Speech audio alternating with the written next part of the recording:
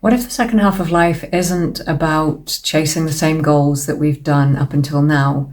What if it's about finding purpose and meaning in life instead? Well, the good news is that in the first half of your life, you'll have built up a lot of experience, a lot of skills, and a lot of knowledge.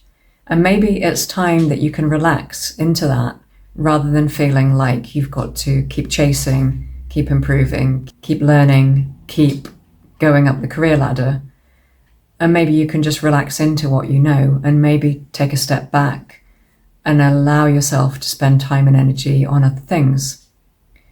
So there's a mindset shift here. There's a recognition that something has changed and a willingness to put practical measures into place to actually adapt to that and to make a change in the way that you behave, in your patterns of relating, etc.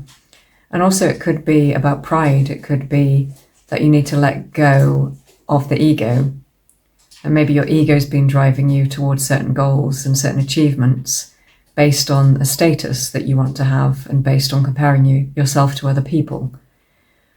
But often in midlife that there's a shift there and it becomes less important.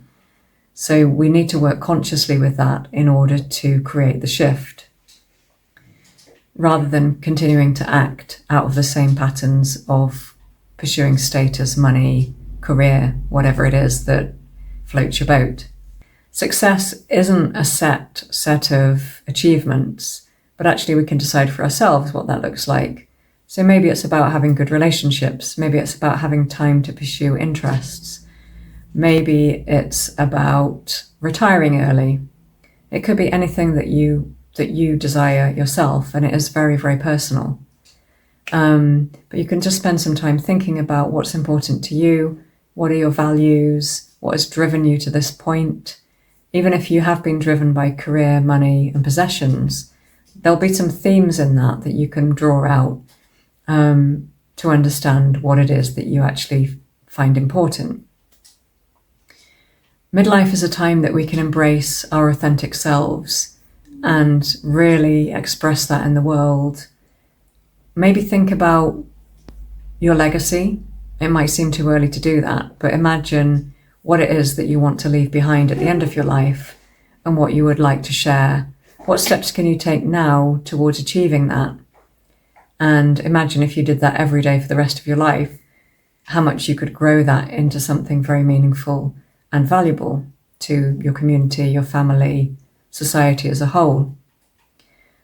So really, at this point in your life, it's about creating a vision that you can work towards, but also recognizing that that's something to be done day by day. So not just focusing on the end goal, but focusing on being that change that you want to see every single day and putting it into practice. And maybe being a role model to other people. I mean, we used to value, and some societies do value older people, and I think in Western society we've really lost a lot of that, and we idolize the young. But it doesn't mean that we have to conform to that. We can still recognize the value, the knowledge, the wisdom that we bring, and act from that, even if it's not always recognized by the people around us.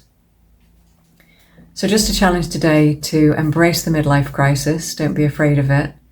Think consciously about what it means to you and see what steps you can put into place to creating a lasting legacy that you'll be able to look back at the end of your life and be pleased with what you've achieved.